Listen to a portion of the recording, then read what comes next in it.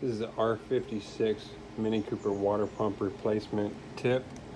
You can actually pull off the wheel on the friction wheel. That's a safety Torx, 30 Torx safety Torx. There's a 10 millimeter on the back of it to access the water pump without taking off the entire friction wheel assembly. Just pull that tab loose right there. Pull that tab loose, then this is loose. Then you take a 30 Torx, pull it off right there. There's a 10 Torx on the back of that, right here on this side.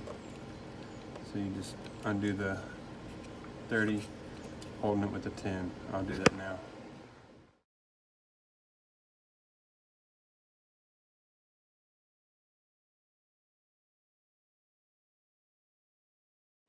Alright, now that I've gotten the wheel off of the tensioner itself, you want to take off the water pump pulley. There's 3 10 millimeter bolts there. You can just use a ratchet wrench. I have a specialized one personally, but you could just use a 10 millimeter. That's actually a 10 millimeter on there.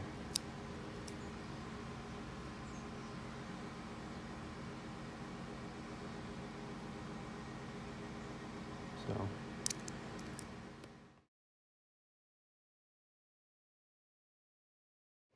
the next step, you'll want to take off the 5 bolts on the water pump. Right here you see 1, 2, 3.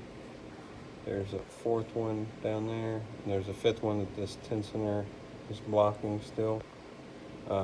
Once you get those 5 bolts removed, and that water pump comes out. It's all kind of a tight fit in here.